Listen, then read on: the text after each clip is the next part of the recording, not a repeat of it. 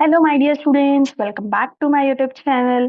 तो हम लोगों ने क्या किया था? फर्स्ट यूनिट देखा था, ठीक है। सेकेंड यूनिट देखा। आज हम लोग क्या देखने वाले हैं? थर्ड यूनिट ऑफ मैनेजमेंट, ठीक है। Fundamentals of business management. तो उसके पहले हम लोग रिवाइज कर लेते हैं कि हमने फर्स्ट यूनिट में क्या देखा, सेकेंड यूनिट में क्या देखा, ठीक है। फर्स्ट यूनिट में हम लोगों ने क्या क्या देखा था? Meaning and definition of management, उसके नेचर्स देखे थे, पर्पस देखे थे, ठीक है। उसका स्कोप देखा था, मैनेजमेंट क्यों इंपॉर्टेंट है, हमने वो सारी चीजें भी देखी थी। फंक्शंस देखे थे मैनेजमेंट के, मैनेजमेंट साइंस क्यों है, मैनेजमेंट आर्ट्स क्यों है, हमने वो भी देखा था कि उसको मैनेजमेंट को साइंस बोला गया है और क्यों आर्ट बोला गया है। और डेवलपमेंट ऑफ मैनेजमेंट थॉट्स, कि कहाँ से ये मैनेजमेंट थॉट्स आए, किनने ये डेवलप किए, ये सारी चीजें हम लोगों ने यूनिट 1 में देखी थी। आई होप क्लियर हुआ, थोड़ा रिवाइज हुआ होगा। सेकेंड यूनिट में हम लोगों ने क्या देखा था? मैनेजमेंट एंड एडमिनिस्ट्रेशन, कि क्या डिफरेंस होता है मैनेजमेंट में और क्या डिफरेंस होता है एडमिनिस्ट्रेशन में। Clear?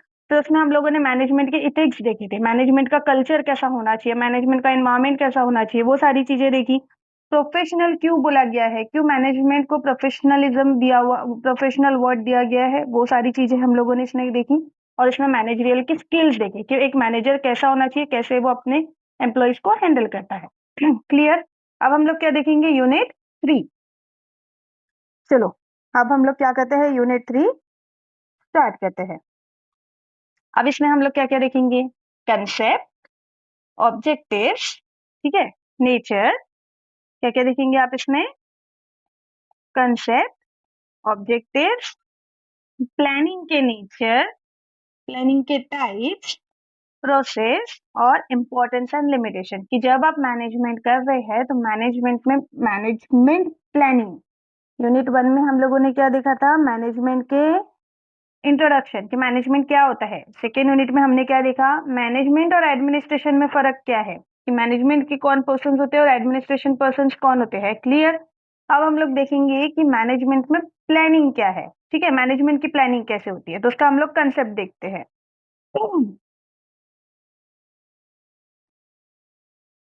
Concept of planning. Planning means deciding in advance work, ठीक है। जो भी हम लोग काम करने वाले हैं उसको हम लोग एडवांस में जो डिसाइड करते हैं उसी को हम लोग क्या बोलते हैं? प्लानिंग। और प्लानिंग आपने भी कहीं ना कभी की होगी, आपको भी पता है। तो प्लानिंग क्या होता है? Deciding work. क्या डिसाइड करना है हमें, कि what to do, how to do it, when to do it and who will to do it. ये सारी चीजें हम लोग 12th 11 से पढ़ते हुए आ रहे हैं। क्लियर? ये क्या है? ये आपके मैनेजमेंट का फर्स्ट फंक्शन है, मतलब ये बेसिक फंक्शन है। आप इसको इंटेलेक्चुअल प्रोसेस में भी लिख सकते हैं कि ये कौन सी प्रोसेस होती है? इंटेलेक्चुअल प्रोसेस होती है, राइट। इंटेलेक्चुअल मतलब दिमागी तौर पे, राइट। प्रोवाइड्स डायरेक्शन, किसको डायरेक्शन प्रोवाइड करती है प्लानिंग? ऑल मैनेजरियल एक्टिविटीज, जितनी भी मैनेजरियल एक्टिविटीज हो रही है, मतलब जितना भी मिडिल लेवल पर काम हो रहा है, उन सारे चीजों को डायरेक्ट करने का काम किसका होता है? प्लानिंग। क्लियर? ठीक है। ये किस चीज में आपको हेल्प करती है? It help achieve organisational goals efficiently, ताकि जो भी आपका ऑर्गेनाइजेशनल का गोल है, जो भी आपके ऑर्गेनाइजेशन का गोल है, उसको अच्छी तरीके से क्या हो सके? इफिशिएंट वे में हम लोग उसको अचीव कर सके। इसके लिए भी प्लानिंग बहुत इंपॉर्टेंट फैक्टर है। क्लियर? ऑब्जेक्टिव्स क्या है? ये आपके ऑर्गेनाइजेशनल के गोल्स को क्या करते हैं? अचीव करते हैं। जो भी आपके पास रिसोर्सेस है उसका प्रॉपर यूटिलाइजेशन करना भी प्लानिंग में बहुत बड़ी हेल्प होती है, राइट। सॉरी। रिड्यूसिंग अनसर्टेनिटी, कुछ प्रॉब्लम आ गई या कुछ हो गया तो मतलब तुरंत में, मतलब क्या होता है, अगर आपका प्लानिंग बहुत अच्छा है तो वो क्या करता है? रिड्यूस करता है सामने जो भी प्रॉब्लम्स आने वाली है उसमें हेल्प करता है, ताकि वो प्रॉब्लम्स ना आए। क्लियर? कोऑर्डिनेशन ऑफ एक्टिविटीज, आपके एक्टिविटीज में कोऑर्डिनेट करने में भी प्लानिंग क्या करती है? आपकी हेल्प करती है। देखिए, अचीविंग ऑर्गेनाइजेशनल गोल्स, प्लानिंग क्या करती है? Setting clear goal. आपके सामने एक प्लानिंग एक गोल सेट करती है कि हाँ, मुझे इतना काम करना है या इतना टारगेट कंप्लीट करना है या ये प्रोजेक्ट कंप्लीट करना है, तो steps required to achieve them. So वो हमको डिटरमाइन करवाती है कि हमें कौन सी स्टेप्स लेनी पड़ेगी जिससे हम लोग क्या कर सके? अपने गोल को अचीव कर सके। प्रॉपर यूटिलाइजेशन ऑफ रिसोर्सेज, जितना अच्छा आपका प्लानिंग होगा उतना अच्छा आप रिसोर्सेज को क्या कर सकते हैं? यूटिलाइज कर सकते हैं, right. Human, financial and physical resources. Reducing uncertainty, managers can anticipate future problems, मतलब उनको पता होना चाहिए कि क्या प्रॉब्लम्स आ सकती है, ठीक है, तो उसी के लिए वो prepare solutions in advance, so that कि प्लानिंग आपको हेल्प करता है कि जो भी फ्यूचर में प्रॉब्लम आ सकती है वो प्रॉब्लम को मैं फ्यूचर में ही उसकी प्रॉब्लम्स को सॉल्व करने के लिए तैयार रहूं। ये भी आपको प्लानिंग क्या करती है, हेल्प करती है।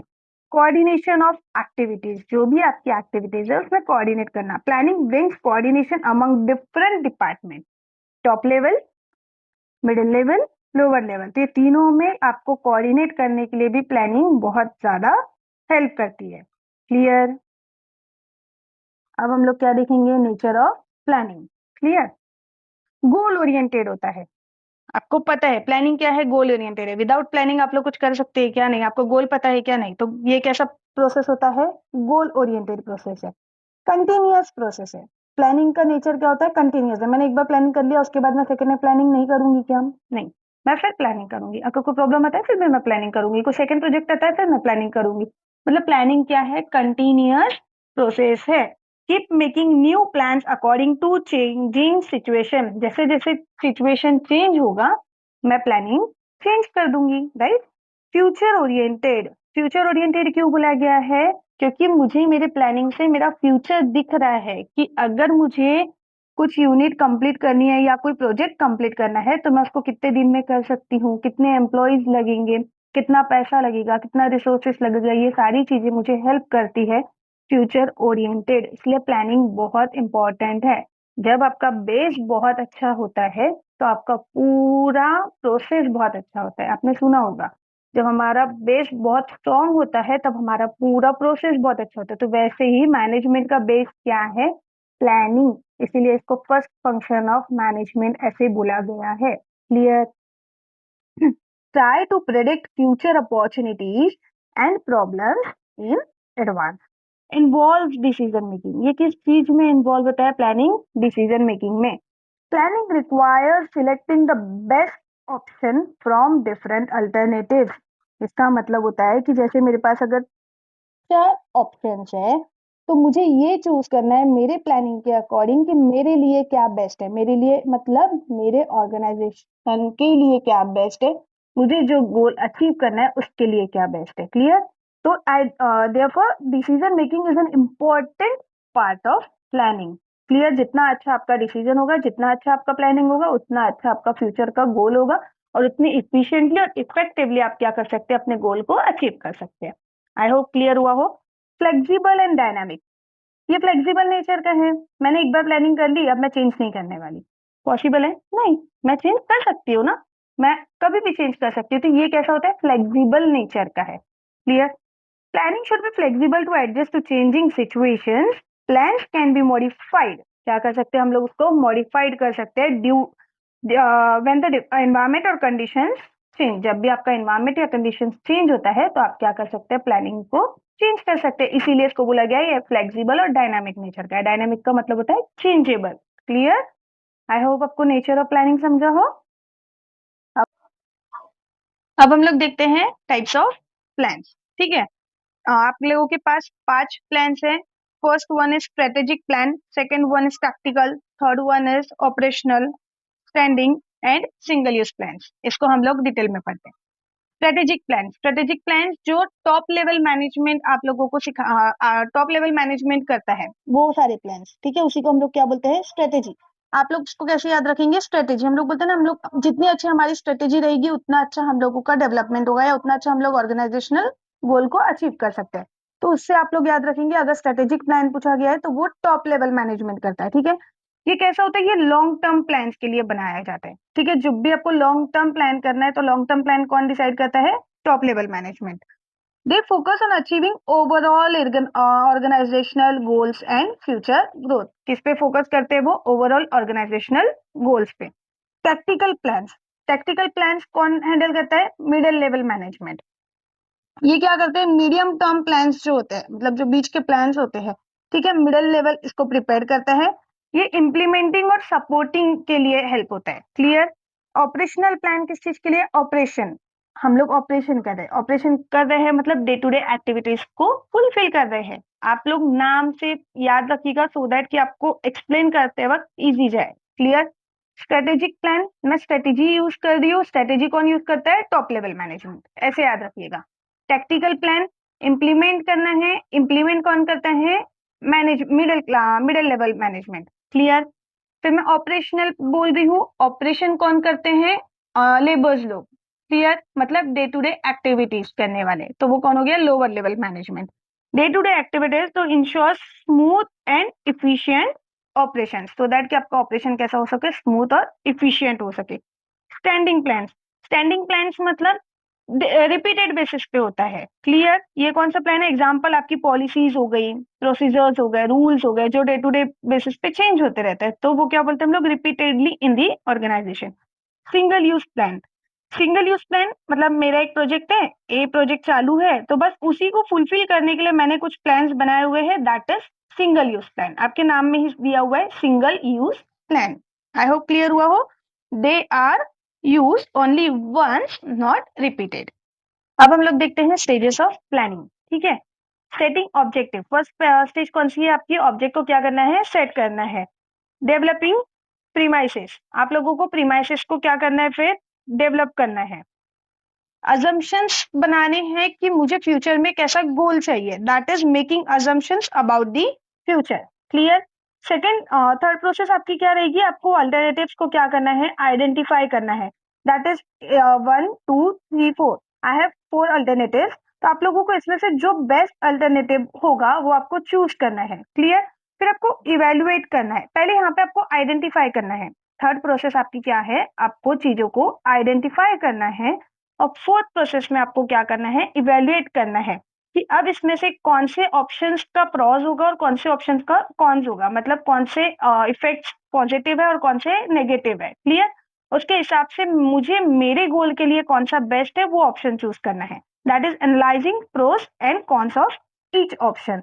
फिर मुझे क्या करना है? मेरा बेस्ट अल्टरनेटिव सिलेक्ट करना है। Choosing the most suitable plan, फिर उसके बाद मुझे उसको क्या करना है? इम्प्लीमेंट करना है। Putting the plan into action and follow up और रिव्यू लेना है। फिर से हम लोग देखते हैं स्टेजेस ऑफ प्लानिंग में मुझे क्या करना है। सबसे पहले मेरे सेट गोल को सेट करना है। आपका गोल सेट हो गया। क्लियर। फिर आपको क्या करना है? फ्यूचर एक्शन के लिए एक अजम्पशंस क्रिएट करना है कि हाँ मैं क्या कर सकता हूँ, क्या नहीं कर सकता हूँ। ठीक है। फिर मेरे पास क्या क्या ऑप्शंस है, मैं वो ऑप्शंस को सिलेक्ट करूंगा। ठीक है, मतलब ऑप्शंस देखूंगा। फिर अब ये चारों ऑप्शंस में से मुझे क्या बेस्ट है, ये चारों के प्रोस कौन से हैं, कॉन्स कौन से हैं, वो मुझे आइडेंटिफाई करना होगा। क्लियर। जब मैं ये सारी चीजें आइडेंटिफाई कर लूंगा, तो अब इन दोनों के मैंने आइडेंटिफाई कर लिया कि ए में से क्या प्रॉब्लम्स है, बी में क्या प्रॉब्लम है, सी में क्या बेनिफिट है, डी में क्या बेनिफिट है ना। ये सारी चीजें जब मैं आइडेंटिफाई कर लूंगी, उसके बाद फिर मैं अपना बेस्ट अल्टरनेटिव चूज करूंगी जिसमें मुझे मेरा ऑर्गेनाइजेशनल गोल इफेक्टिवली और इफिशिएंटली वे में मिल सके। ठीक है। फिर मैंने क्या किया? मेरे गोल को सिलेक्ट किया। उसके बाद फिर मैंने क्या किया? उस पर इम्प्लीमेंट किया, मतलब उस पर काम करना स्टार्ट कर दिया। एंड देन फिर मैं लास्ट में क्या करूंगी? फॉलो अप लूंगी और रिव्यू लूंगी। फॉलो अप लेने के बाद, या फिर आप उसको रिव्यू भी बोल सकते हैं, है ना, उसका रिव्यू लूंगी और लास्ट में मैं अपने गोल के लिए काम करूंगी और अपने गोल को अचीव करूंगी। ठीक है, तो ये हो गई आपकी planning of process and stages. Characteristic of good plan, आपने अगर एक प्लान किया हुआ है तो आप कैसे बोल सकते हैं कि वो गुड प्लान है या बैड प्लान है? तो कौन कौन सी कौन कौन सी कैरेक्टरिस्टिक होती है जिससे आप बोल सकते हैं कि हाँ ये मेरा गुड प्लान है?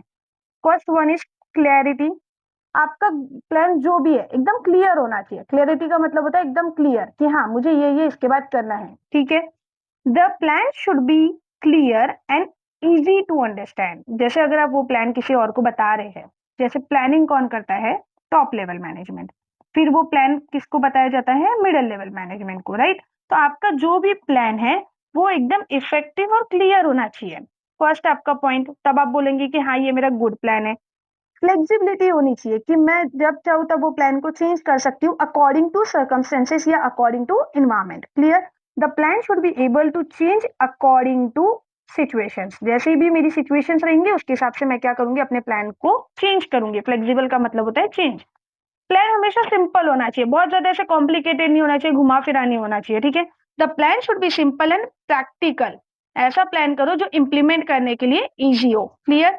आपका प्लान कैसा होना चाहिए? इकोनॉमी, मतलब जो भी रिसोर्सेस मेरे पास अवेलेबल है उसमें मैं अपना बेस्ट अल्टरनेटिव या बेस्ट चूज कर सकूं। मिनिमम कॉस्ट और रिसोर्सेस में मुझे क्या करना है? मेरा प्लान फुलफिल इम्प्लीमेंट करना है। क्लियर? कि जितना ज्यादा कॉस्ट रहेगा उतना आपका प्रॉफिट मार्जिन कम रहेगा, राइट? और आपको कंज्यूमर को उतना ही महंगा आपको प्रोडक्ट देना पड़ेगा। तो आपको क्या करना है? जितना कम कॉस्ट रहेगा उतना अच्छा आपका बेनिफिट होगा, उतना प्रॉफिट होगा, और आप अपने कंज्यूमर को क्या कर सकते हैं, कस्टमर को क्या कर सकते हैं, रिजनेबल प्राइस में अपना गुड्स सेल कर सकते हैं। यूनिटी होनी चाहिए आपके प्लान में। All plan should support the main objectives of the organisation. आपके जितने भी आप प्लान बना रहे हैं, आपको एक ही दिमाग में रखना है कि मेरा जो भी टास्क है उसको मैं अपना क्या कर सकूं, फुलफिल कर सकूं इफेक्टिव और इफिशिएंट वे में। उसके हिसाब से मुझे मेरे सारे प्लान्स क्रिएट करने हैं। इंपॉर्टेंस क्यों है? क्यों प्लानिंग हम लोगों के लिए बहुत ज्यादा जरूरी है? प्रोवाइड्स डायरेक्शन, आपको एक डायरेक्शन देता है आपका plan. Reduce risk and uncertainty, सबसे मेन आपका ये पॉइंट होता है, सबसे मेन, कि जब भी आप प्लानिंग कर रहे हैं और अगर आपका प्लान अच्छा है तो ये क्या करता है, आपके फ्यूचर की रिस्क को और अनसर्टेनिटी को रिड्यूस करने में हेल्प करता है। आपके कोऑर्डिनेशन में इंप्रूव करता है, टॉप मिडिल और लोअर लेवल के मैनेजमेंट में आपको इंप्रूव करता है। इन लोगों से आप लोगों के कोऑर्डिनेशन अच्छे करता है। आपके डिसीजन में बहुत ज्यादा हेल्प करता है, better decision making, increase efficiency and productivity. जितना अच्छा प्लानिंग होगा उतना अच्छा आपका प्रोडक्टिविटी होगा। क्लियर? बट मैंने अभी बोला आपको कुछ प्रोज और कुछ कॉन्स होते हैं, तो आपके प्लानिंग के भी कुछ प्रोज और कॉन्स है। तो प्लानिंग का क्या है? टाइम कंज्यूमिंग, क्योंकि जितना ज्यादा अच्छा प्लान बनाओगे तो टाइम तो लगेगा, कुछ भी काम करने के लिए टाइम तो लगेगा, इसलिए इसका सबसे पहला लिमिटेशन क्या है कि ये टाइम कंज्यूमिंग बहुत ज्यादा है। क्लियर? कॉस्टली प्रोसेस है, क्योंकि कुछ चीजें उसमें इन्वॉल्व होती है जिसमें आप लोगों को थोड़ा बहुत कॉस्ट लगता है, तो ये थोड़ा कॉस्टली प्रोसेस है। प्लान्स में बिकम रिजिड, कभी कभी प्लान्स क्या हो जाता है, रिजिड हो जाता है, चेंज नहीं कर पाते हैं।